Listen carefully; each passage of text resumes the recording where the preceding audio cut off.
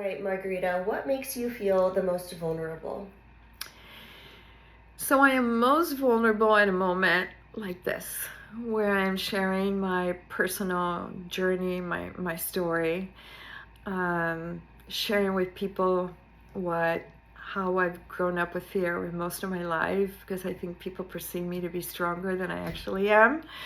And when I am at this moment where I am as a brand founder of doing something that is so risky, and that, failure is looking at you in the face every single day, in those dark moments, it's when I'm most vulnerable.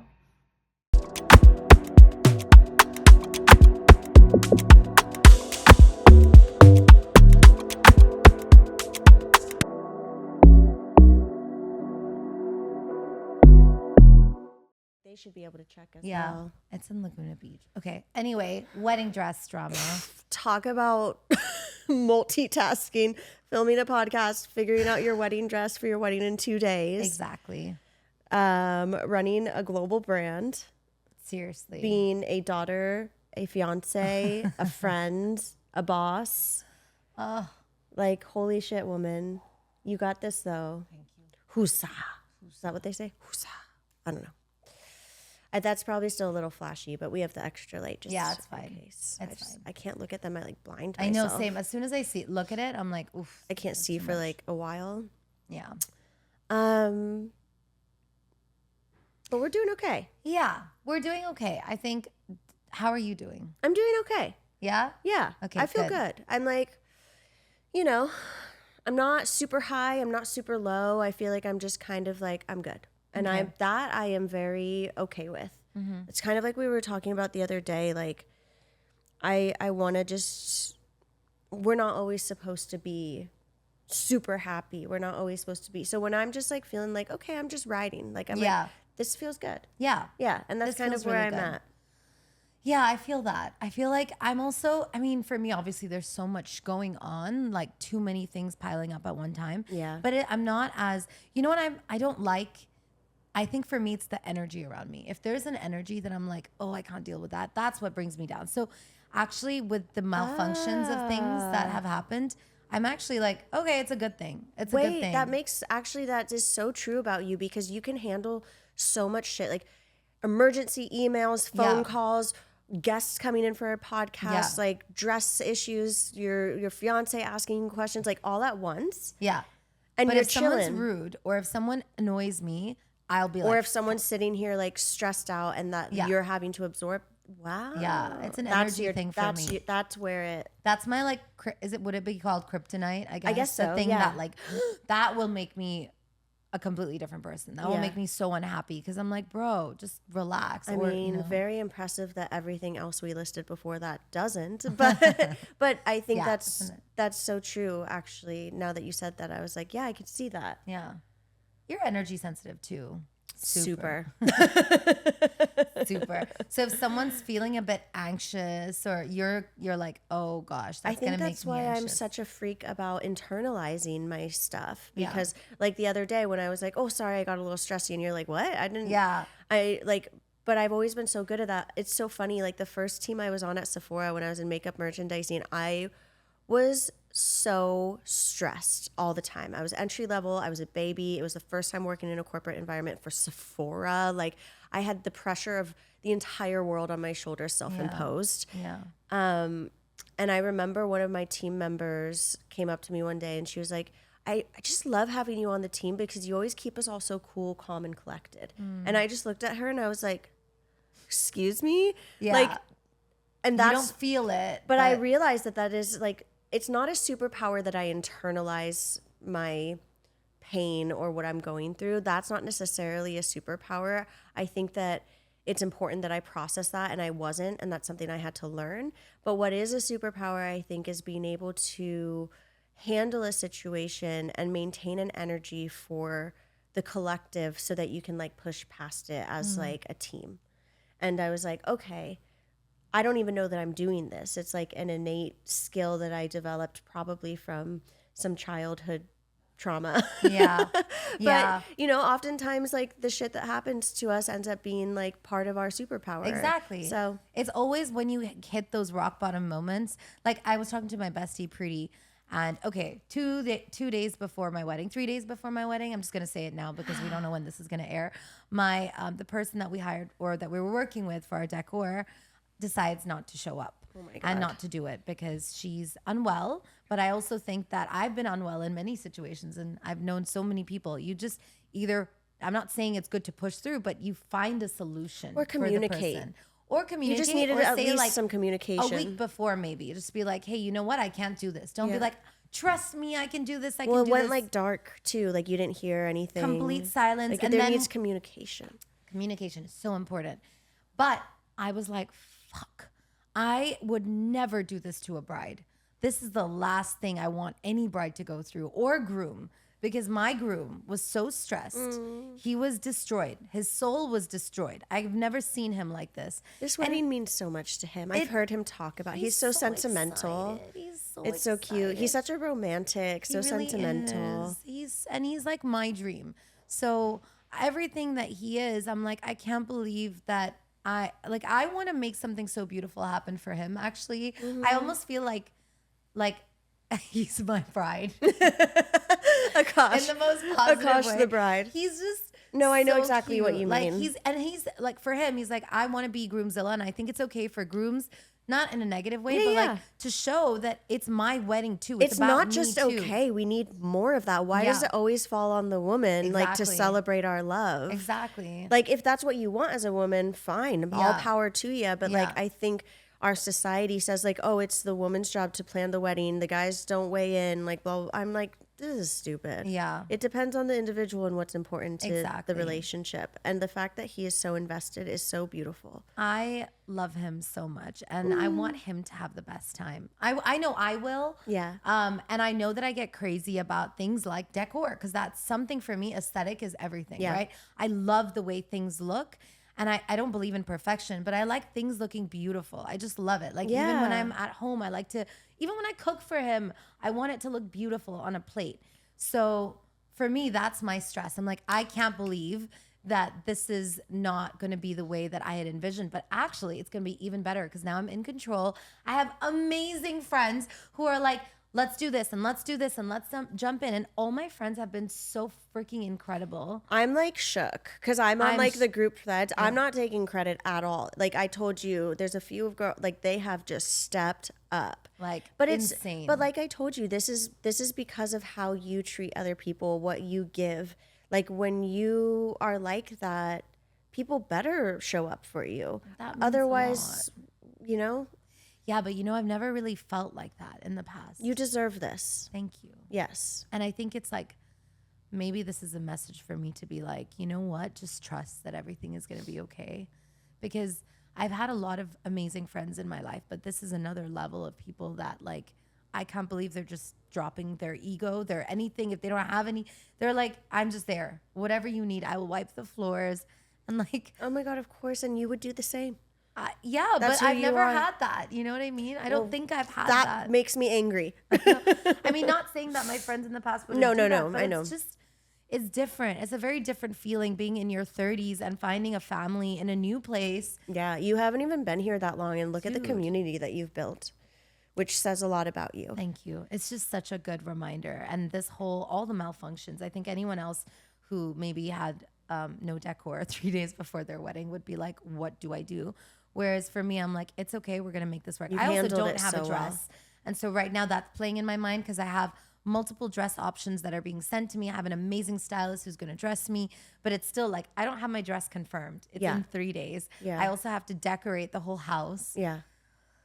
But it's all everyone's going to rally good. behind you. It sounds like there's a big group coming tomorrow. There's a big group coming early Saturday. Yeah. And they all want to do this, you Yeah. know? Yeah, it's just so amazing. So yeah, I do feel like on the outside, people must be like, "Oh my God, is she okay? She must be depressed," because I post about things on Instagram. I was worried about you. Yeah, Not because of what you were posting on Instagram, just because like I put anyone in these shoes, and that is in like a lot. intense. It's a lot, but like because I post about me having mental health issues sometimes and just like being a real human, Yes. And because of that, I know people will be like, oh my God, she must be crying all day. Girl, I feel you. And can we both make a PSA right now about this? Because I love that both of us share ourselves vulnerably on our socials. And I love that people care about us enough to be like, are you okay? Yeah. But I want to tell everyone, whoever's watching, especially the people that I actually know, it's like, I'm doing this intentionally. It's not a cry for help. Yeah. I think both of us are at places where we've built our own toolkit and our own support systems around us that like if we really did need help, we would ask the people that we love. We wouldn't like try and ask for that on social media in a roundabout way.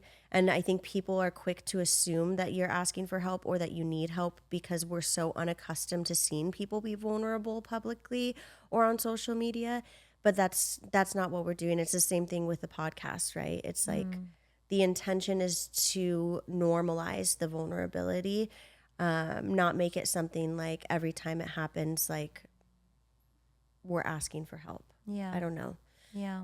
But I appreciate it. I I get do. that. But like, Yeah. I sometimes I go to post something on social and I'm like, oh, I just don't want people to like I know, worry. I And it's know.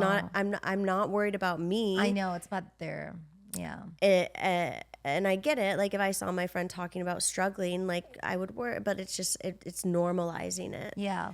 How do we normalize it? I think by just doing it. Yeah, just keep doing it. More people will. I mean, it's to the point now where like there's literally viral videos of people faking vulnerability, like faking crying. There was this video on Instagram of this mom who was trying to record a video of herself crying. And she thought that she was filming an Instagram story, but she actually hit Instagram live. That's crazy. And it was her and her daughter, and she's like fake crying, and she literally like aggressively yells at her daughter to like cry better. Like she was like directing her to fake This isn't. I want to see this vulnerability. because I'm like, how does someone even do that? I don't even know if it was. I don't know if it was real or not. yeah. Like with videos on social media, Yeah, I'm like, exactly. someone might have created this just to like create a viral video. Yeah. But it like broke my heart, and it's Yeah. because it's just. It's like I want to see more vulnerability, but sure as hell not like that. Exactly. It's not real vulnerability.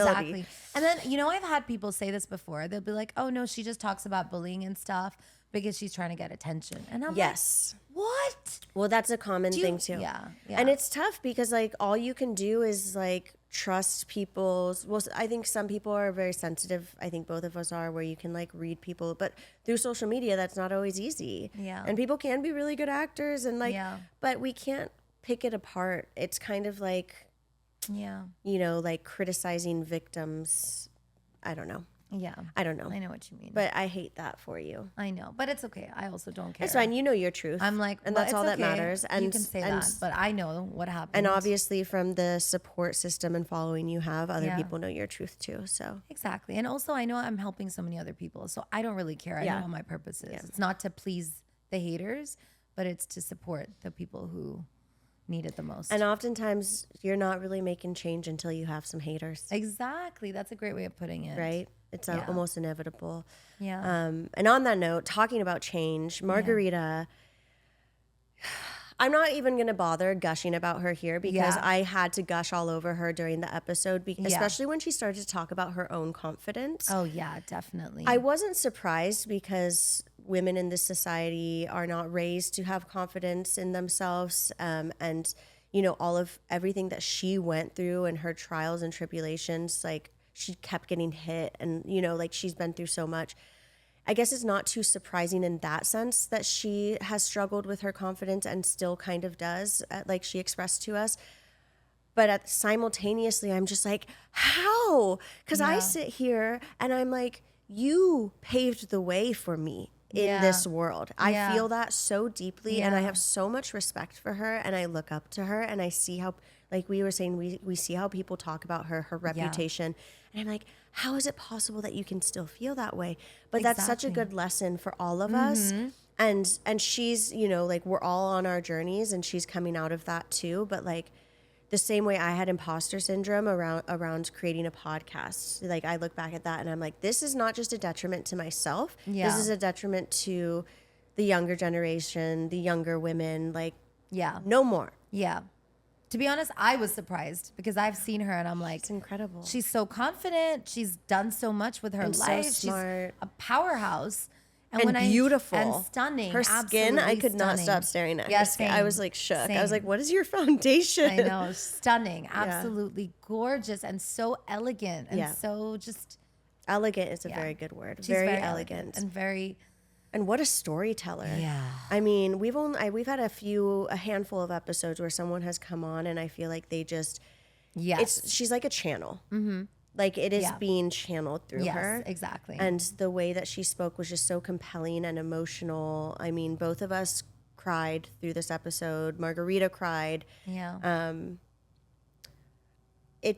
She's one of those people that I'm just like, I feel like I was supposed to connect with her, and it just feels so good. And I'm so happy that you two are connected now too. So we hope you love this episode. Yes. We have a lot of shit to figure out, and this is her bridal Yeah. week, so we're keeping this tight. Yeah. But enjoy, and we'll see you at the end. What a beautiful setting. Wow, look at you. Her home is beautiful, huh? It's actually a little bit of a mess right now because I'm getting married on Saturday.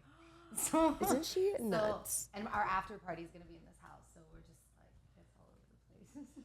She's the only bride that I know that would be like, yeah, let's film our podcast the week I'm getting married. But like, it brings her such joy that, I love this. This makes me happy. This is my therapy. and like, this doesn't stress you out. She's like, no, Thank you. You really are. Thank it you. energizes us. Well, this is Super why proud of you. we feel so lucky to get to do this. Like for both of us, Yeah. this project is a passion project. Yeah. Of course, we want it to be successful. Of course, we want it to take off. But like, the fact that we just get to sit down with people like you that we admire, that we want to learn from, and casually hang out like we're having a cup of coffee. It's like by the end of it, we feel re-energized. We'll come into this situation. This morning, we're both chilling. Yeah. But sometimes with our schedules, we'll come in and we'll be like stressed out. And we're like, oh, okay. And then we sit down, and by the end of it, we feel like 10 times better. It's like you got a full night's rest just from connecting with people, you know? Yeah. Plus, it just fills your cup, right? To just sort of get, for you personally to be filled, and then to share that with so many other people, because what you're tapping into is so non-typical of how we've ever approached anything in beauty, and it's needed. It's so needed. It feels like a need to me, and I feel like oftentimes the most successful things come from, it's like there's a need for it, like there's a gap in the space. And I really appreciate more and more people are talking about mental health and how it relates to beauty, but I think what's exciting about this platform is that it's not just an Instagram reel, it's not just a post or a caption, it's long form content where we can actually dig in and people can learn from it and feel like they're a part of the conversation, which is why we're so casual. Like, James, we're probably rolling. Yeah, we're rolling already. We always roll. We just we'll roll right into it, and we never prepare anything because we want it to be as authentic as possible. And you know, always ask our guests if there's anywhere like you don't want to go. You just tell us. We can edit, but we don't edit. Very minimally do we edit, because we want it to feel like our guests are here with us. Yeah. And that's exactly how it comes across. Good. Oh, I'm so happy to hear that. Thank you so much. Absolutely. We're You've had figuring great it out. gut. Yeah. This is our first. Yeah. This is our first podcast. So, but this girl like inspired me so much. I was saying literally yesterday, I was like, I don't know why I thought that I couldn't do this. Like after managing Sephora's video programs, and I had such imposter syndrome. Oh, Yeah. 100%. Where would we be without our BFFs and our, Yes. and our guardian angels to Yeah. reinforce us? And I think that is such an important part of what we need, for each other. We need to Definitely. figure out how to be surrounded by people that, that will love on us, and that, will also tell us the truth, but definitely, reinforce you. And I totally get it. I don't think I would be here if I had not received that reinforcement above and beyond my family, right? Who will always think that you're capable, but you need to be surrounded by the right people. And I like that you said like that will tell you the truth. Like I was Yeah. just we were getting ready this morning. I was like, I am in my era of I want to take accountability and I want to learn from things that I do. I know I can be a bit of a hard ass to work with because I have very high standards for myself. I've always been really hard on myself, and that can translate to working with other people. Yeah. And but you have to practice. You can get caught up in that and not really realize what your faults are. You get so caught up on focusing like, oh, this is what someone's not doing, that you forget about what you're potentially not doing or what you have to learn from. And I'm just really grateful for friends and people in my life who I'm comfortable with and will present that information with grace, so it feels like love. We haven't met before, but I will say I've heard so much about you. And everyone, every single person has not only said that you're an amazing entrepreneur, but you have uplifted them, you've supported them. There's so many women that have been like, oh, you don't know Margarita? You should know Margarita. Oh, she would love you. She's true. Like, that's what everyone says this about you. And you have such an amazing reputation of not just being a phenomenal entrepreneur, having a great product, great business, but the way that you are, your energy, your aura, like everyone says the same thing. Yeah. So that's why I'm really excited to meet you. Thank you. I'm very humbled and likewise. And I knew some about you. I knew from like talking to my friends, from people that we have in common. But then when I got to sit down with you and we had our meeting and you told me your whole story, this woman is responsible for Latinas in beauty. Oh my goodness. Well, with my other two co-founders. Yes. Yes. I need to say that, but of course, see that already. But that definitely like, wow. is a piece of my passion. Well, for not sure. even just your organization. So funny that I said Latinas in beauty because that's what your organization is called. But I mean, for Latinas and larger. Yes, she launching KVD Beauty at Sephora. Yeah. Wow. I mean, from the get-go, from your mission from the start. Yes. And how that has beautifully come you. to fruition, which we'll get into with your organization, because I want to scream about it from the rooftop. Thank you. But I just mean from the very beginning.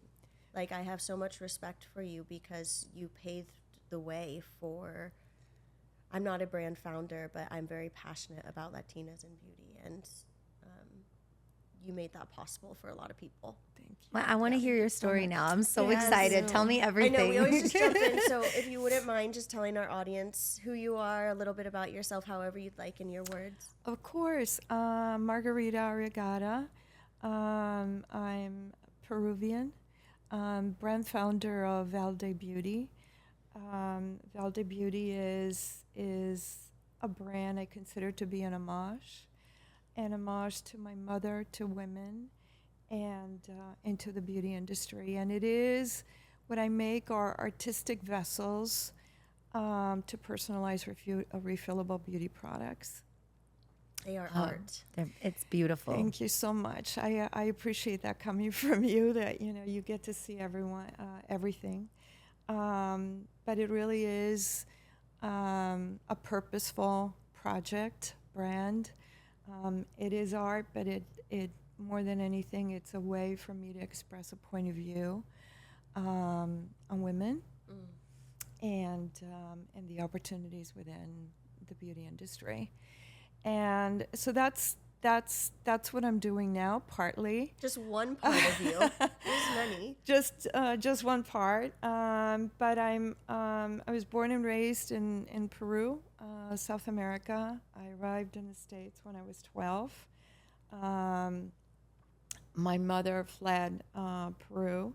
She fled from my dad with my siblings, and left a very comfortable lifestyle, very aristocratic lifestyle in search of freedom, of being in an environment of acceptance. And she came by herself with her children. And she had pretended to we actually did vacation to Acapulco in order for my father to sign off from the passport so that she could leave the country with us. And one fine day from Acapulco, she said, well, we're going to go, explore and get on a Greyhound bus. And we attempted to cross the border in El Paso, and the bus was held up, and all the adults or the kids would remain in the bus, and all the grown-ups, my mother and my older brother, I saw them lined up in the window, and I thought, oh my God, I didn't know they were going to be executed. And so there began my journey of just being this, I witnessed just so much. They were okay? They were okay. They robbed us of everything. So they took all the suitcases and all the, all the jewelry and whatever money. We arrived at the Home Depot bus with no money. And to see my mother ask for money to make a phone call is, just begun this journey, this observation. I've always been a little girl inside that's lived in fear, for most of my life. I've been strong, and I certainly have been a warrior, much inspired by wanting to give back and take care of my mother, because I watched her suffer, her sacrifice, and at the same time, I also watched her empower herself and overcome and reach that place of freedom that she wanted. And so I've witnessed all this, but because there was so much hardship, I overcompensated by working hard and thinking to myself, I don't think I could ever go through what my mother went through. And so I worked hard to be independent, to take care of her, to not be reliant on anyone, just so that I would never be in a situation that she was, because I didn't think that I could do what she did. But it masked so much of the trauma, that I had, and what I witnessed, the abuse. I had a very strict father, and in so many of our countries, there's just so much abuse and violence, with women, that is just, it's taken for granted, it's just accepted as the way it is. And but I knew deep inside, inside of me, that just things didn't feel right. And my mother, to see her emancipation and to just take things so courageously, to take matters into her own hand and give up that comfort, right? Yeah. I mean, she had never worked a day in her life, and she had a cook, and she had maids, and she had nannies, and all this. To just see that, I really inspired me. And so I worked hard. I started a career in retail. I started on the selling floor while I was studying in FITM. I'm an original alumni of FITM, actually original alumni. So cool. And I realized I had wanted to be an architect. But my mother said, no, we can't afford for you to, you got to work, and, you have to contribute. And so FITM gave me the opportunity to also work and place me in a department store. So I started on the selling floor, and understood that I had a knack for merchandising, is what my managers would tell me. They would give me little projects, and even though I sold and did a good job at selling, because of these little projects, either working, on the floor, giving little assignments, one of my managers said, you're really good at this. I was studying design, fashion design and merchandising, and I had wanted to go into fashion. And one of my managers said, you're really good at this. You need to shift your focus into merchandising. So they presented me with an opportunity to enter the executive training program, and so off I went. Amazing. Becoming a fashion, going into fashion, into stores, and being a buyer. And I had a glorious, wonderful early beginning in the fashion industry. But I was very, very young, so I was a buyer. You don't always hear that. A good experience in the fashion industry back in that day. Initially, and it did not end up good, to your point, okay. but I'm it sorry was to a hear that. beautiful awakening. It was a beautiful moment in time. I launched brands like I launched designers like Diane von Furstenberg. Wow. And lived at a golden time in fashion, of which I had I the see what you opportunity mean. to discover. I didn't know what I was doing, but I knew talent when I saw it, and so lived through a very beautiful time of discovery. But it was a very racy time in fashion, and it really scared me. There was a lot of drugs and a lot of sex, and I was very, very young. And so I was provided with an opportunity to enter the home area at that time, after I'd been a fashion buyer, which I considered to be somewhat of a punishment. Like, what? I wanted to be a fashion director. That was my vision and goal. But I realized how I was able to just interject my perspective of fashion into a time and home which was very, very quiet and did not have a lot of imagination. And it helped me transform the home area at that time. It ended up being an There's important probably claim so to much fame. more opportunity, right? And just because I was just always comfortable in that discovery and that exploration of talent, I would travel around the world, and I'd go to India and, and Mexico and Italy. And I just was always fascinated in working with artists and artisans. And I just inserted a lot of my perspective that came from fashion into the home area at a time that, it just became explosive. When you Until moved into that home space, you said it like felt like, I don't know what your words were exactly, but it felt like a little bit of like a demotion. Like, was it like a hard hit Yeah. to you? it was a hard hit because starting I'd to wanted to be a second-guess fashion yourself? director, right? Yeah. And the It doesn't home have that area at that sexy moment in feel, time yeah. didn't have the sex. It was Yeah. considered like the basement category, I see. right? And I was like, what am I doing here? It was an important learning process. It was very very humbling, because I sort of had an attitude of like, I don't belong here. Yeah. Like, what am I doing And this here? is after you launched like Diane von Furstenberg. Yes, I yes. mean, gosh, Yeah. yeah. Like, I would be like, what the hell? Did you not just see what I just did? Why am I over here? And I had been very clear that I'd wanted to go down the path of being a fashion director, right? Yeah. And so, but it wasn't, I almost lost my job, to be perfectly honest, as a buyer, because my attitude was just so off. I cringed. I didn't want to be there. And I remember my GMM at the time saying to me, "What's the matter with you? Like, what is wrong with you?" She could You feel know, it. it was a he at the time. By the way, I've only worked for men. Yeah.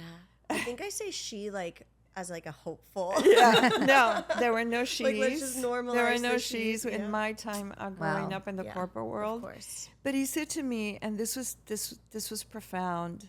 He said, "Clearly, you don't like being here." And I said, "No, Yeah. I don't.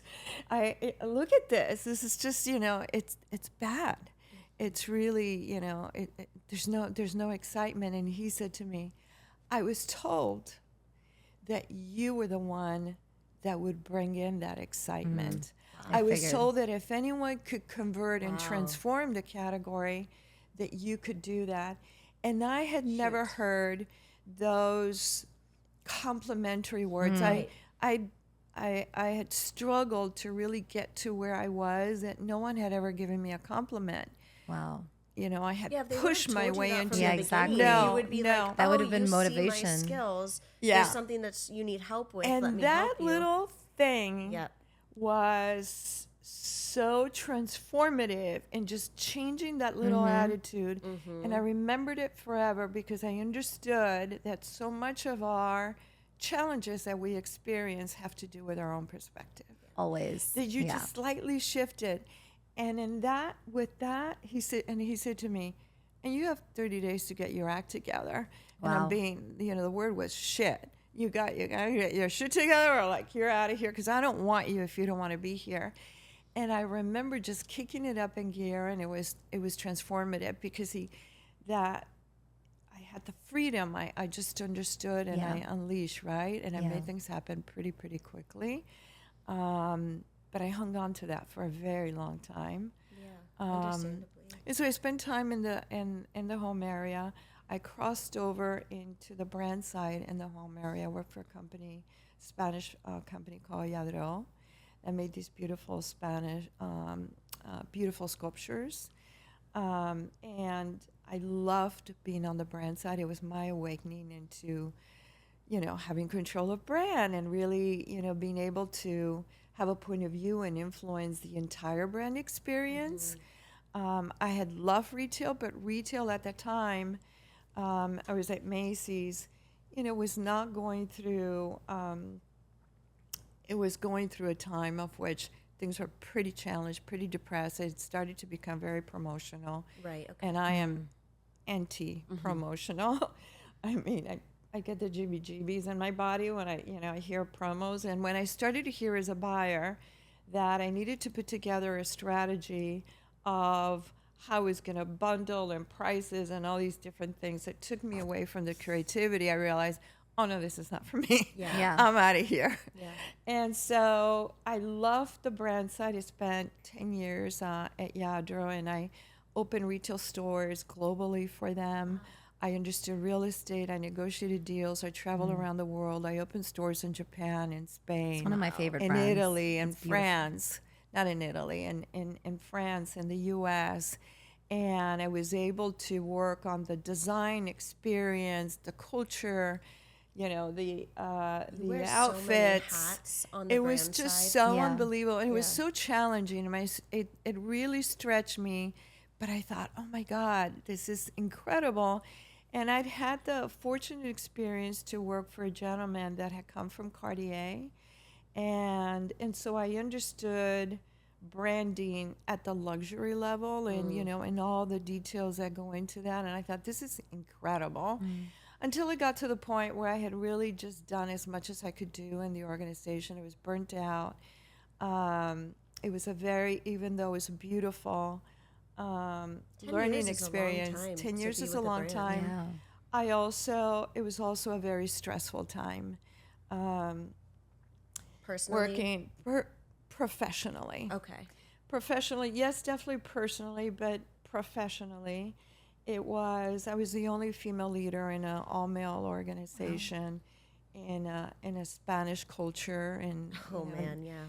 and even though there's a lot of beauty to that, it's just women were not accepted, and a powerful role with a voice that maybe perhaps seemingly threatened, and I Yeah. felt. It's the beginnings of me understanding, how to read energy. And when you're really suppressed and you feel sabotaged, it created a lot of stress in turn that I internalized. And because it was a breadwinner at that time in my family, I couldn't give up the role. And I developed an autoimmune, and I broke down, and I developed lupus. Oh my Goodness. gosh. And I tried to deal with it and hide it. This is the first time that I have publicly ever shared that. Wow. Thank you for being so Because no vulnerable. one in the Thank you. organization certainly knew of my illness. They did. They did not. They did not. Okay. And because I work remotely, I used to work in Beverly Hills, and my boss would be in New York or in Spain. I would commute to Spain. Actually, I commuted to Spain for 2 years, but towards the end, being sick. Wow. Oh my gosh, Margarita. yes, and debilitating, right? Where my physician would say, you have to stop working, and you're in denial. Right. You have to come to terms. You're going to be in a wheelchair, and Oh my I was gosh. already on crutches. You were on and crutches, I was on and crutches, you were flying from one place. Wow. and just really masking, the Wow. issue,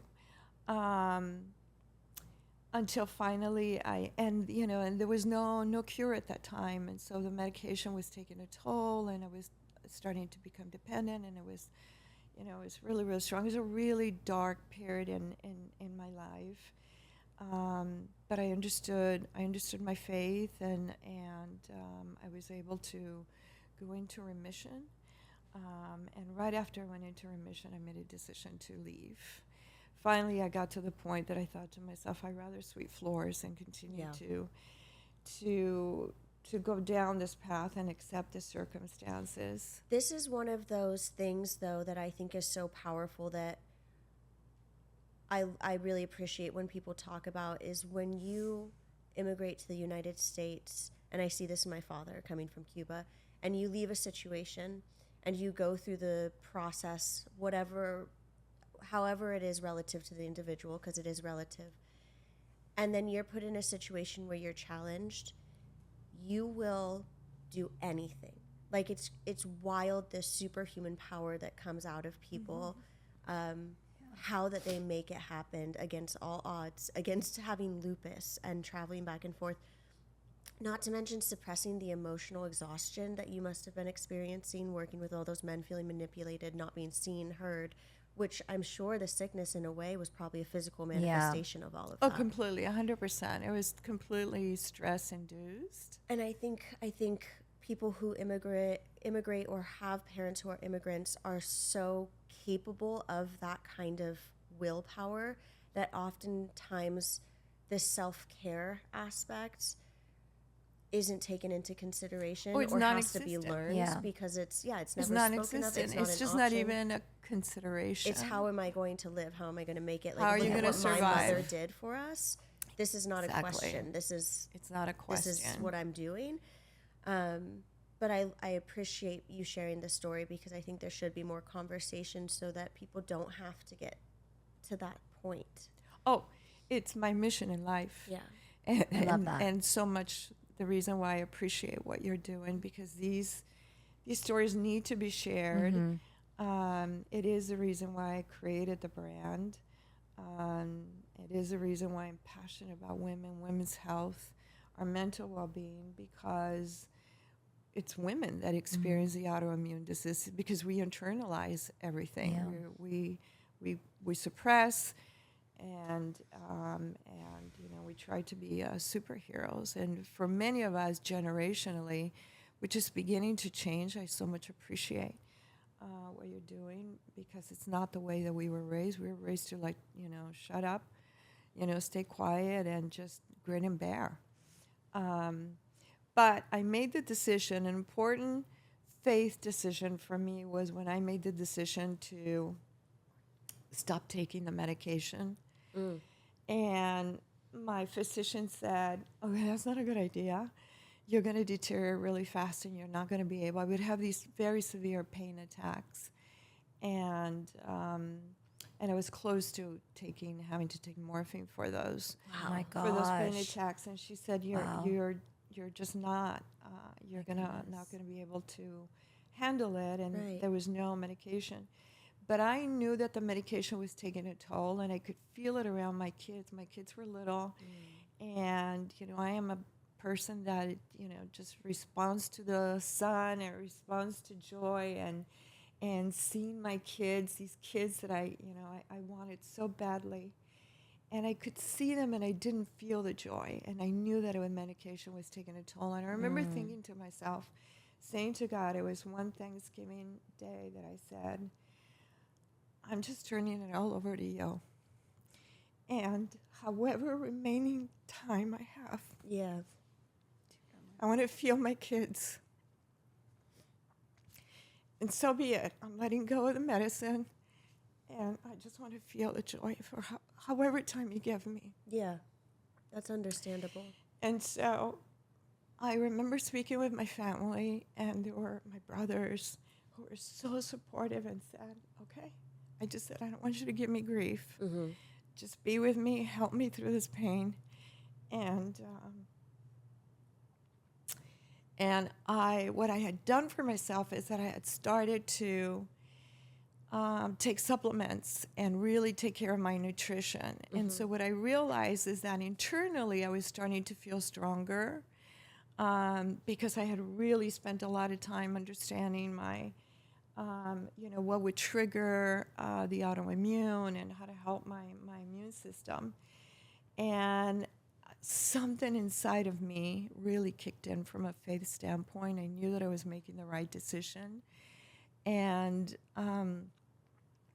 which changed my life because it really helped solidify my faith journey. Yeah. And a few weeks later, my physician called and said, even though I was going through these pain spasms, she said, well, there's a new medication, and, do you want, it's on trial. Do you want to try it? A few people have died, but, they didn't have they didn't have great supervision. And so, do you want to try it? I said, yes, I'll try it. And it was this cocktail of this medicine in combination with a few things that she concocted that kicked it into gear and kicked me into remission. And so I felt that because I had taken such a strong step of faith, that I could take that step of faith to walk away from the role. And I walked away from the role. I had flown to New York to resign, and on the way back at the airport, I was waiting to board my flight. This flying was deplaning. A gentleman who I had worked with in the early part of my career was the CEO of Sephora. And he was the first one out. All over my body right now. And I was the first one lined up to board the flight. And he looked at me and he said, this is going to make me cry. Like, this is what happens when you trust your intuition and you go out on a ledge for yourself. The universe, God, whatever anyone wants to call it, 100%. Does this. Totally. And he said to me, are you still working at Yadro? Like, what are you still doing there? And I said, well, as a matter of fact, I resigned today. My gosh. And he said, wow. We need to talk. Wow. And so he called, and I'm going to get to my full circle journey moment, but he called. No, this is beautiful. Yeah, I'm on a ride right now. Yeah. I'm like, this is an emotional roller I cried, coaster. I stopped, I laughed, I'm good. You're doing a beautiful job as well. Thank you. Oh, thank you so much for allowing me the time. But he called, and to be perfectly honest, he was a tough boss. Okay. I was in fashion, and I was one of the few people that survived him. Okay. He was really, really, really, really tough. And I remember thinking to myself, oh my God, I got to get out of here. And he really set the bar really high for me to get, all these things that I had to accomplish to get promoted. And it was really, really hard. And once I did and I was out, I thought to myself, I will never work for him again, because he was so, so, so hard. Oh, you mean back then he was hard? Then, okay, right? got and it. So then he calls. Yeah. And so, he comes down to LA, we have dinner, and he says, listen, what do you think of Sephora? I happen to have a role as a head of color cosmetics. You'd be great. And I went, well, first of all, I never loved cosmetics. I mean, I grew up at Macy's, and I didn't love cosmetics. I saw it as very rigid, and I was very much an entrepreneur. And so I said, oh no, cosmetic? No. He said, it's not cosmetics, it's called beauty. I would like beauty, whatever. No, I'm not interested at all. And then he said, but Sephora, we're trying to do something different. And this were the early years. So it was around, the end of year 3 that they had entered the States. And Sephora was very much, I remember the, early days of the black gloves, everyone kind of looked the same. It was a Parisian concept. We used to call it concept for the first maybe, I forget when it came off for me. I think at least my first 3 years, everyone, even at corporate, would have to wear red, black, or white. And it was called concept. It was the Sephora colors. Oh. Well, it was that way until the time that I left. So it was always Wow. concept. But Okay. it used to be called Beauté, right? Yeah. And the black gloves, and everyone, it felt like people were hired for this profile and this look, right? Which I certainly respect, and there's something to be said for that. But I couldn't relate, and so I admired it from a entrepreneur and a retailer, and you can appreciate the new concept, the open sale. I couldn't. Yeah. But I said, it's not for me. Yeah. And why not? He was like, in its glory, this is an incredible, what do you mean? Someone that, everybody wants to work here. Like, what's wrong with you? And so I said, I don't feel seen at Sephora. I don't feel embraced. I feel like people look at me like, what are you doing here? You must be in the wrong place, which was the truth. And I said I could never lead a makeup category in a concept that I don't believe in. I'm totally respectful. You just need to hire someone that's French, Yeah. a French woman or, whatever. Not, not I'm sure me. there was no And a Latinas Caucasian. in there. No. Wow. And he understood that I think he wanted to Americanize. He understood it from that standpoint of, America is a melting pot and it's different. And yeah, I get that.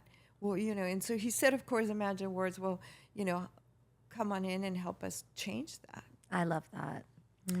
And so there began the journey of, Amazing.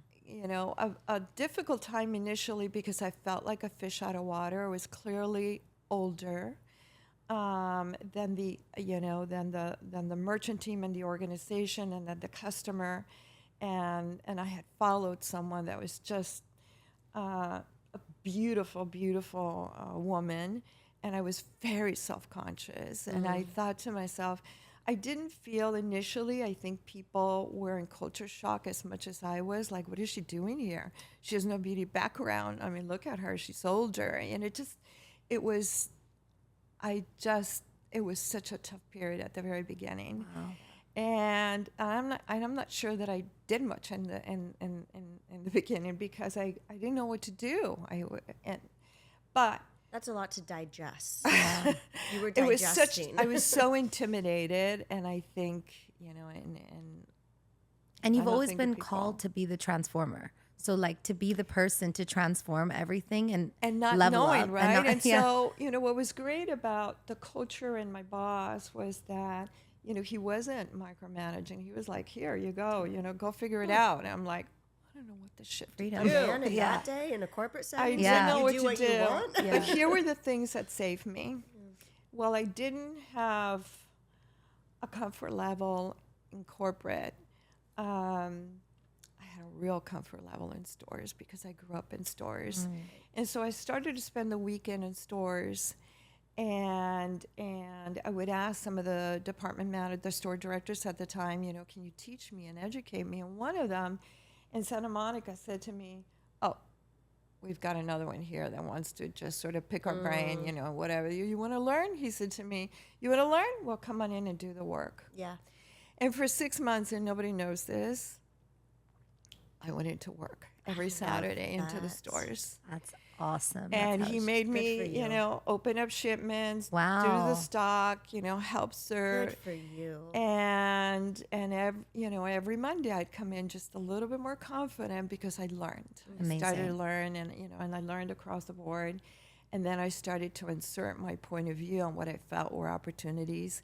So that was the first thing. And then the Can I second just thing. say how much that speaks to you as a person? Yeah. That you had that career, that you launched Diane von Furstenberg. Yeah. You ran this incredible interior design across the world for 10 years, and then you came into a situation where you felt uncomfortable, but you had the openness and the, what's the word?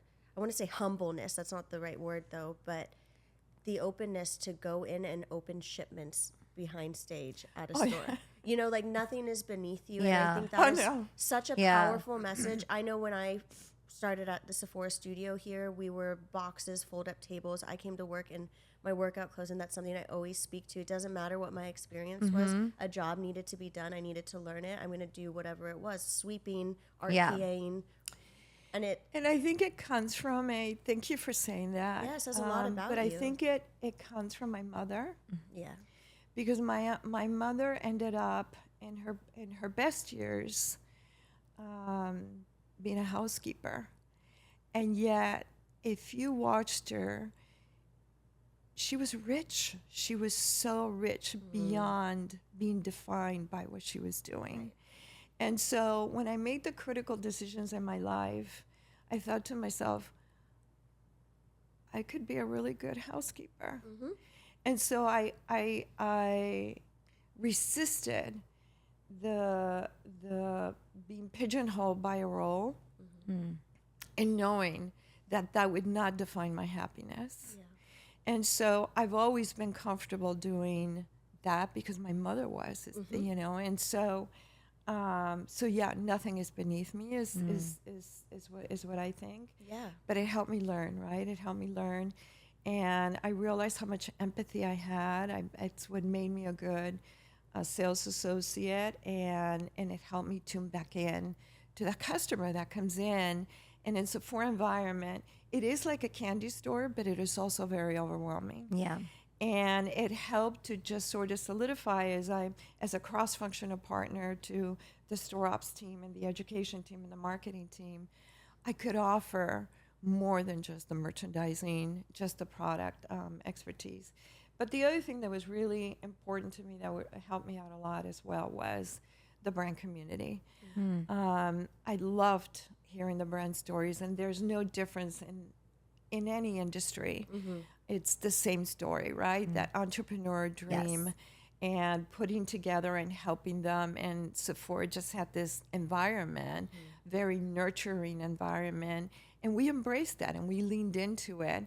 And eventually, I think, little by little, with the merchandising organization, we were able to just learn together and figure out the pieces of the puzzle on what would make us unique and what our point of difference was, and the value that we would offer.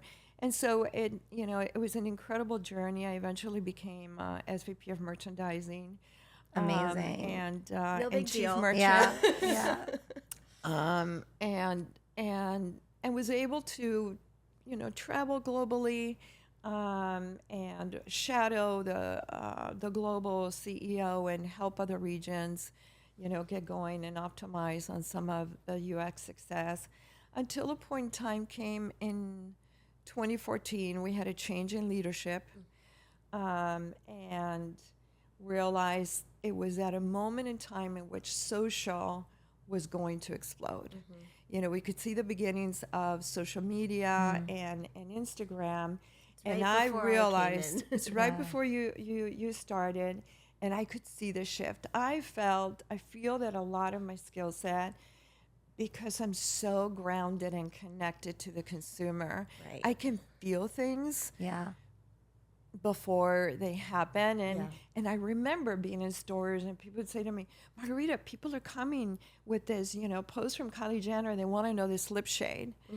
And we were like, what do we do? And, what is it? And she never talked about what brand she was using. Yeah. Can you imagine? Yeah. And so we and were there was like, a "Oh, whole what do we debate. do?" The MAC Whirl lip liner with the sore. Yeah, I remember all that. And I was on social. Yeah. But our girls were, they had a lot, our girls were young mothers. They had a lot. Yeah. I mean, we had flexibility before, I inserted flexibility before flexibility was a thing, because they were young, and, and there was no childcare, and they needed to pick up the kids or whatever. The last thing I was going to ask them was to be on social. And so I was very plugged in on social, and I realized that, that the influence was going to shift from retailer to this. Yeah. We didn't call it influencer at that time, but we went, saw oh it. my God, Yeah. people are coming in, they're asking, well, where is this? And even though we were very focused on how to respond to what people are asking for, I was able to see, oh my God, this is shifting. That's Yeah. your intuition that got you Yeah. everywhere that you've obviously Yeah. been. Every time you're like, you felt it. Every time And you you followed trusted it. your Felt gut. it, Yeah. and I also understood that it felt like a groundswell moment. It ended up being a tsunami in hindsight, but it felt like a groundswell moment, and I felt that up until that point in time, I was really leading. I was a force, and I needed to understand that for this moment in time, it needed to be my team's ownership. Right. They needed to feel it. There was no way that I could lead and guide and go, this is going to happen, and you need to do this. No. If they didn't feel it, and if they didn't take ownership, it could potentially hurt Sephora. And so it was sort of it was a moment in time at which my mother had passed away. And I had been taking care of her. She had dementia for 10 years, Oh and my she had gosh. become my Margarita, child. I'm so sorry. And I was spending weekends. I was still going into stores, taking my mom. Wow. I'd putting her in the makeup, Wow. a counter while I did my tours, and people would make her over. Oh my And she had passed away, and I felt this sense of her letting go, and her saying to me, you need to let me go, because I was still so reliant. She had become my child, you know? And so I felt that aspect of, I felt this aspect of, you know, I'm not sure that that I'm optimizing my talent in this place of time where I am. I was spending a lot of time traveling. I was spending a lot of time in meetings, not really impacting. And then understanding there was a shift in the industry that was monumental and that was important for Sephora, and it was an important time for my team. Yeah. And so I made the decision to step down, really to help open the way. And sometimes you have to do that, right? You got to say, you have to pass the baton and say, it's yours. Yeah. This next chapter is about you. And it was the best decision. Another thing that says so much about you as a human being, that you will set your ego aside and all of your experience and your growth for the best of your team, for the best of the business, for the best of your family, for the, you know. And myself, to be perfectly honest, it was just that combination that felt like the right time, but it was one of the scariest things I ever I can imagine. Oh my God. It was so scary to give up that glorious role and to step out of that, you know, security. Was there like a moment, a click where you were like, this is what I'm going to do? I didn't know what I was going to do. I just knew there was a click, a moment. I resigned very spontaneously. Okay. When I heard my mother's voice say, now. Yeah. Okay. It's now or never. And I'm glad I did it that way, because I had been considering doing it. It was a very scary thought. And it was at a moment of which I felt I needed to do that. So it was spontaneous. And once I did it, and I realized I was so nervous internally, as my boss said, what did you just say? Yeah. And I thought to myself, what did I just do? Yeah. You're like, oh. And, but it was the right thing. And so I didn't know what I was going to do. I knew that all I knew was that that's what I had to do. Okay. The day after, I booked myself a trip to the Amazon. Wow.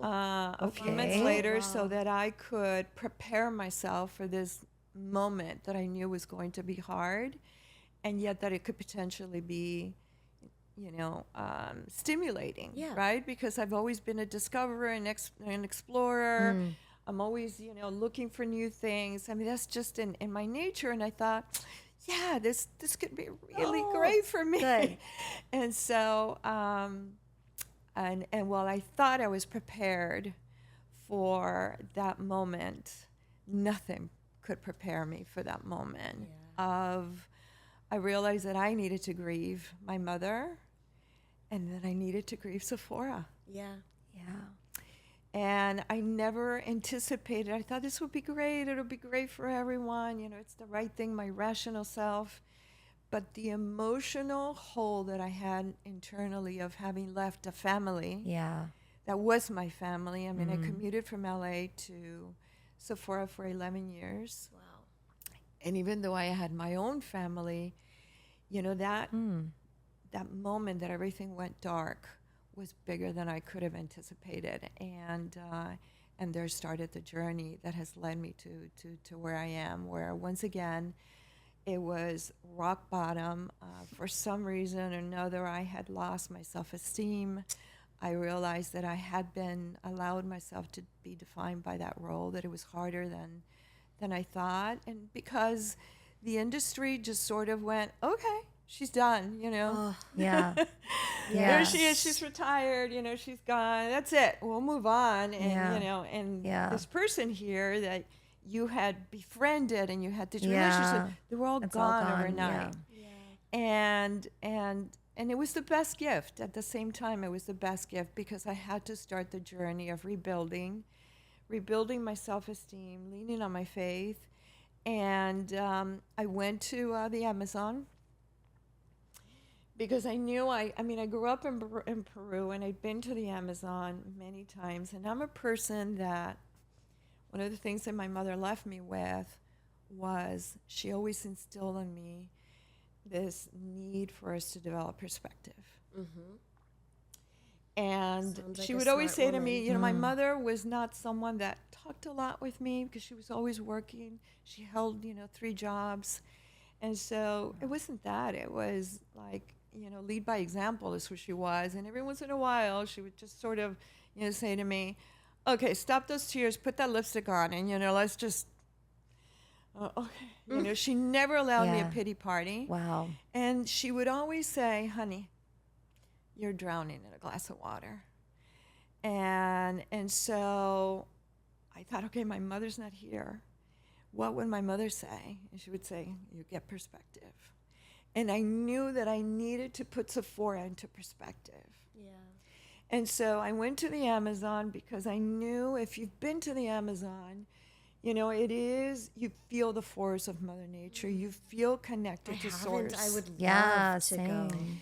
It is so, so, so, so powerful that can almost overtake you. Yeah. So you have to be mentally In the right prepared mind to space. do that. Not like you're going to cruise, Yeah, you yeah, can certainly do that, but know that you're going to connect. Yeah. Yeah. And I had my little ritual, I had my burial ceremony, and I remember connecting and meditating and saying and surrendering and saying, I give it all to you, God, and I just want to connect with my destiny. I just want to connect with what my purpose is. I don't want to rationalize what I need to be doing. I just need for you to take over. Yeah. And exercise the purpose and potential that you have for me, right? And so I want perspective. And so careful what you ask for. Yep. Because, God will take over and deliver on that. And the journey was difficult. But I surrendered. And the moment I surrendered, things sort of began into place. And, I had never expected to consult or anything like that. I didn't feel that I was competent enough to consult. That does take a lot of confidence. And so, but people would reach out and say, Yeah. And it was really young brands, indie brands. It wasn't anyone. It was indie brands who would say, oh, I heard you work at Sephora. Michelle Ranovat, who reached out. God bless our her. first guest. Yeah. I know she was. Lovely. She is divine. And she reached out, and she doesn't realize. And in me, she would probably say how much I might have helped her. Of course. She doesn't realize how much she helped Oh, me. I love this. And people like that reached out, and few of them. And so I would mentor, and I would do projects. And one woman said to me, okay, I can't sleep at night because they don't compensate you. I really need to pay you. I'm like, no, I didn't feel worthy of, Oh my getting gosh. paid. And so I joined a few board. I started to consult, super, super happy, until a moment in time came of which I decided to do a photo album of my mom for my kids to sort of commemorate, her life. And I started to look back at, the photographs and realized how much she loved wearing lipstick. And how it empowered her. It was armor to her. Every time she put it on, she put it on with strength. And I remember profoundly, I was helping to take care of her at the end of her life, and I would give lipsticks to all the caretakers, my brothers, make sure my mother look, that she has lipstick. And every time I'd take out that lipstick to apply to her, her eyes would flutter. She'd pucker up for me to apply that lipstick. She would look in the mirror, and because she couldn't recognize herself, sometimes she would kiss that mirror because she saw a beautiful woman. Oh my gosh. Oh my gosh. I love that so much. Wow. And I was putting that photo album together, I remember that, and I went, oh my God, that lipstick beauty meant so much to her. How is it possible that she could not remember me, but she never forgot how lipstick made her feel? Wow. Yeah. And in that moment, That's I wrote beautiful. that down, and I thought, well, maybe I'll write a poem on this, too. Maybe I'll write a poem. And one of my clients actually was one time complimenting on my lipstick, and for some reason, we got into this conversation about lipstick, and my mom, and I shared the story, and she said, oh, you're going to create a brand for her? And I went, no. I love this client. And Turn so, into- yes. And she said, well, you must. And I said, no, I can't do that. I cannot do that. No. There's so many beautiful brands out there, and I can't do that. Oh my God, there's Fenty in this world, right? I can't do it. What do you Up against mean? Riri? Up against, Yeah, you know, yeah, what are you, I know that crazy? feeling. No, I'm here. I always thought that my calling in life was to really be that backseat driver for other people, whether it was a retailer or a founder, and, you know, really. But I always acknowledged that I've always had a point of view. And so she encouraged me. She said, no, you must do this. You must put that out there, because my point of view was, when I started to think of, you know, what product would I give my mother who loved lipstick that would be worthy of the significance that she gave it, right? What would I buy her? And I didn't see anything out Your there. lipstick is so beautiful. It's stunning. Because It's I an thought, art you know, would I piece. give her, you know, I mean, there's a lot of beautiful products out there. Truly. But I didn't feel that anything really leveled up to the significance that I wanted to Yeah. pay as an homage. And then from a business perspective and my love for the industry, I thought beauty is worthy of being significant. Beauty is worthy of playing in a significant space. And so having come from fashion, having spent time in the home industry, you know, having seen the evolution of spirits, you know, a wine, you know, a drinking wine that could, you know, be a connoisseur, you know, you would pay hundreds and hundreds of dollars. How could beauty that means so much to us not be worthy of playing in that space of Right. significance, Yeah. and particularly of us? And so I went off to create a concept that could express, first of all, that we're worthy, that we as women are worthy of significance, that it could be a vessel as we are vessels, that we could have a vessel that could remind us that we are vessels, and that we are worthy when we take the journey of discovering who we really are and step into that power, right? Yes. That I saw in my mother, that I needed to go through. Yeah. That here I was paying homage to my mother and putting out a narrative that you should discover and step into your power. And when I realized in the creation of this brand how much it challenged me, how I had to face my doubts and had to face my fears, and realize that I kept saying to myself, I can't do this. I can't, Yeah. I can't. And getting up in the morning and just, you know, being paralyzed in fear, and getting up in the morning, okay, well, maybe I'll try one more time, because it was such a hard thing to do. And it is so unconventional. And of course, and I had to forget everything that I knew, right? And because we live in an industry of which you are sucked in, you know, in this vortex of this is how things are done. Yeah. Right. Exactly. And I was doing it entirely differently. And in an obscene price point, and something that nobody's asking for, right? Like, what's the need gap? And, you know, I was feeling an emotional. Yes. Feeling an emotion. And when nobody talks about an emotion, and it's like, what are you going to fix? You know, what are Yeah. you fixing? Oh my God, Yeah. problem solution was like, Problem Exactly. solution. What are Yeah. the benefits? You know, and not feeling confident that I could, you know, develop a good formula that could stand up, you know, like nobody needs another lipstick. And the reality is nobody needs another lipstick. But I had a point of view and an expression to offer, and not just to customers, but to the beauty industry, to say, let's take the risk, Yeah. you know, because we're very risk adverse. I'll take the risk. Yeah. I'll take the risk, And because it's a I'm hard risk to impassioned. take, a There's painful a hard risk. risk and a painful one. Yeah. But in that process, I discovered who I am. Yeah. And it unleashed, that request that I had, that intention that I put out there on, I want to discover my purpose, and I want to optimize my potential. When I left Sephora, I knew that I had a lot of potential.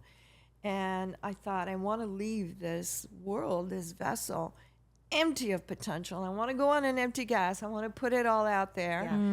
And careful what you wish for, because that's exactly what I got. This brand has challenged me in every single imaginable way. I can feel that. But I am a completely different person. Because from going to, you know, dealing with people who have brands to becoming someone who has their own brand, that's a huge step. And you have the empathy, but then also when you become that entrepreneur and you're going through all those challenges, no one can explain the pain that you feel. It's like a pain that no one but us can understand, right? It's like it destroys your soul, but it also makes you so powerful and so fearless, and it turns you into this person that finally discovers who you are. And for me, I feel like I've become a better person from it. Yes. Right? Yeah, And like so I feel like that's what, yes. like you're so inspiring to me to hear the whole journey and then to see your standpoint and who you are and what you've become because of the challenges that have shaped and you. that's like, and like it's like just the tip, and now what Yeah. you're creating with Latinas in Beauty, it's like Thank you. you're such a driving force. So can you tell us a little bit about the organization? Yes. And so when I launched the brand, Valde, in 2020, in the middle of pandemic, I also launched a Latinx grant competition, really to continue the work, because that is the work that I had done while I was at Sephora. I did feel that I drove, that it was an important part of driving inclusivity and helping initially the Black Pivotal community. And, you know, that's where the in the kitchen, you know, Yes. term came from, because we really needed to get in the kitchen, you know, with them. The first Black brand that we launched was Carol's daughter, and she was making products in her In the kitchen. kitchen. Wow. And so we went, okay, we need to go get in the kitchen with her. And so, and then of course, you know, the Asian community, you know, the Japanese brands or the Korean brands didn't carry some of the stigma that, you know, that the Black community and the brown community, you know, and carries. But we wanted to see that diversity. There were not a lot of Latina brands coming through our door. And so that's the reason I created Kat Von D. And I felt that the launch of Kat Von D was game changing for Sephora. I'm probably the only one that has that perspective. But even though we had been somewhat diverse, because Kat was so edgy and she was so marginalized, she brought in this marginalized community. Yeah. And I remember, you know, those conversations of like, whoa, we have this new flux of people. But I don't think that Sephora would be as inclusive as it is today had it not been for that that pivotal And it was a moment global in time. thing. I was in Hong Kong at the time. I was living there, and I remember when Kat Von D just like globally became this phenomenon. And so that was So because it, of you. you know, it helped us detect the Latina community because that's who she is, and you know, and so much more beyond that. But like I said, there were not a lot of brands coming through, and until the end. And when I stepped out and was consulting, I realized there were more Latina brands being created. And when I launched this competition, I had these entries. There were a lot of entries, and here my purpose was, how do I help these brands get ready for retail so that, you know, that we can insert this point of view and expression from the Latina community into the assortments. One, there were a lot of brands that said, can you still help me? Two, it gave me a bird's eye view into the challenges. You know, the retailers are in a different place than they were then. Right. We had the luxury of being able to spend more time nurturing brands. Right. And we were an influence. Today, retailers are less of an influence. The influencers are the influence. The customers are the And influence. there's so many brands. And there are so many brands. It's so competitive, and it's harder for the retailers. And I realized at best, you know, they're under the pressure of, well, if I bring this brand, how much revenue are they going to generate? Yeah. Whereas before, I didn't think about revenue. I was like, we need to do this. This is the right thing to do. We need to launch a Carol's Daughter. You We were need to creating launch a change. Briogeo. Yeah. I wasn't thinking, well, how much Briogeo going to generate? No, it's Yeah. like, we got to do this. She has Yeah. a strong point of view. And now I think it's different. I perceive it to be different. And for that, I realized, oh boy, I can't just help one brand. We really need to help the community, because the bar is higher at retail, and not, getting through retail is one thing. Yeah. Sustaining Yeah. is another. And so I felt that it was, there are hundreds and hundreds of brands out there that are Latina brands. And so I felt that we needed to unite, raise voice. If you're a Latina leader of influence and beauty, I feel that we owe it to the community to band together. And unlike other communities, the API community or the Black community, we're not united as Latinas. And so I felt that that was an important call to action that needed to happen. And I was able to partner with two incredible co-founders. One of them that had a community platform called Latinas in Beauty. We decided to convert it into a nonprofit, and we launched on October 1st. Wow. Congratulations. Thank you so much. We're super proud. I feel like incredible. we're drinking from a fire hydrant. It's like, oh my God, what have we done? But we all know that it's the right thing to do. Yes. And we're doing it not just for our community, but because it's the right thing to do for the BIPOC community. Things need to change, and they need to change in beauty. And we not only need a seat at the table, but we need to be the leaders and the heads of the table as women, first and foremost. Because I've been second in command. I was going to say, know what it's like. Yeah, exactly. experience. We need to have the head of lot or the head of, the head Yeah. need to be. We're serving a predominantly female community. Yeah. And we have the sensitivity and the point of view to understand the inclusivity that needs to take place, that we really need to serve all. And so we really need to have women leaders. I'm so proud of Artemis being where she's at. Our new CEO is Oh, Artemis, nice. and she was my SVP, I believe, when I started of merchandising, and it's a really big deal. Oh, nice. It's a big Huge deal. Do you see her on the cover of Fast Company? Totally, I cried. 100%. Yeah, we all posted cried, about and her, so yeah, we're yeah. rallying and putting energy behind her. Hell yeah. And other women that have the desire and have the calling to take that role, because that is fundamentally what will change the beauty industry. With all the respect for the people that have gone ahead of us and done a great job, I wouldn't be here had it not been a male CEO that saw and had faith in me. So I credit that, but we need that balance. Yeah. And so that needs to take place. And then within that, we need diversity for sure. Yeah, absolutely. Oh my gosh, Margarita, I have so much respect for you. Thank I you, couldn't and even put it likewise. into words. Yeah. Thank you. That means a lot. Thank you. Where can people find you? Where can people find Latinas in Beauty? Is there any call to action for people to get more involved or to help support you? Thank you. So my brand is Valde Beauty, and my handle on Instagram is very, very creative. It's Margarita Arriagada. But Latinas in Beauty is latinasinbeauty.org. On social is Latinas in Beauty Official. And what I would encourage is, if you know a Latina in Beauty, you should sign up. Okay. And be part and be engaged. We also, this is a call to action to our allies, because this is to support our community is a smart business decision. It's a return on investment. We are the community that over indexes. I was going to say financially, it's an investment. We over index Yes. in our contribution to beauty. We are loyal.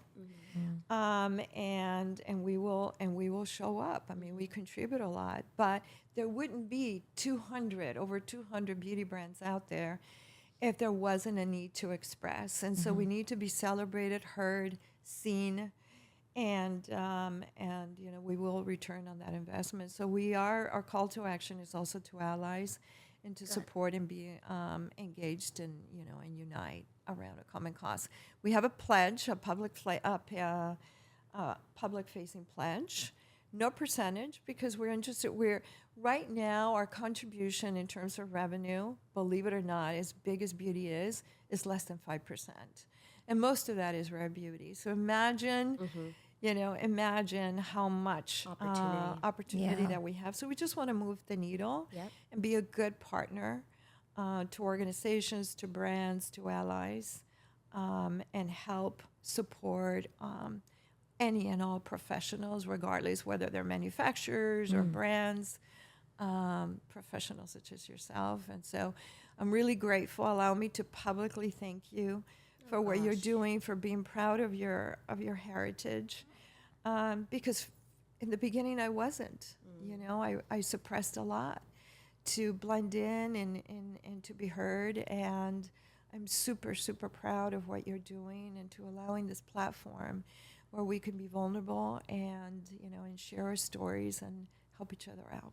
Well, thank you, but it is people like you who have paved the way so that I could do something like this for our culture. So, like, it was the environment you were in, and you were the one that pushed through it. You were the one that created that pathway. So it humbles me to hear that from you, but just know that I have eternal gratitude for the work you've done. The feeling is mutual. And now You guys are we so get to support cute. each other in any way that I can. You know, I'm always Indians and Latinas are very Yes. similar. So however I can support, get Thank my you Indian so community much. part of Well, it. We're all part of a, you know, a larger community.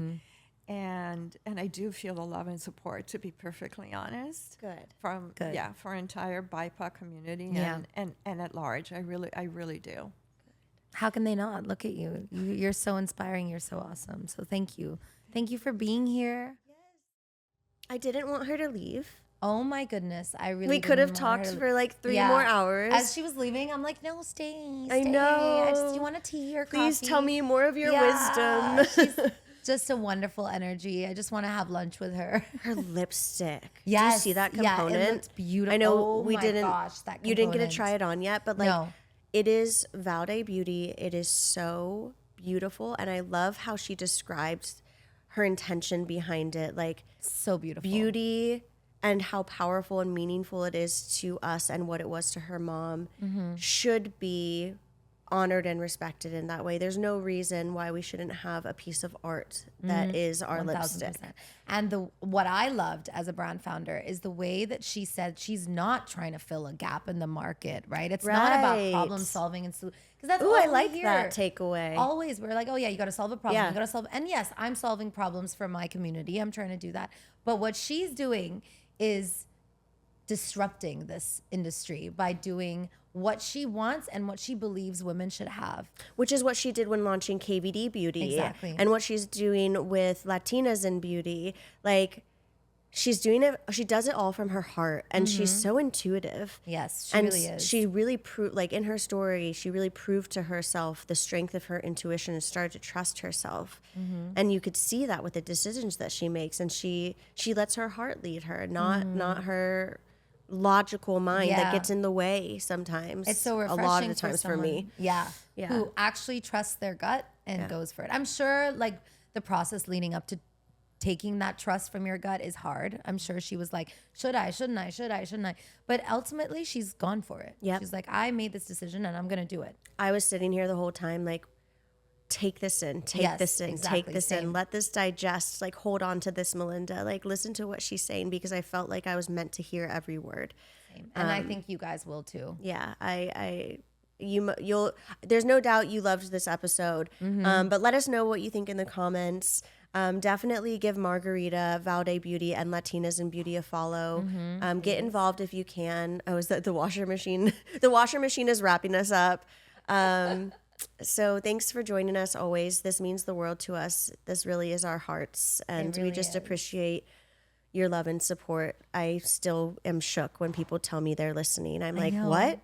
Yeah, they're listening to everything, and I love it. We love it so much. Thank you. And we appreciate all the love and the support and the shares on Instagram. So please keep doing that. Yeah. And we're growing. So support us and love us, and we love you. And let's get you married. And let's get me married. Bye.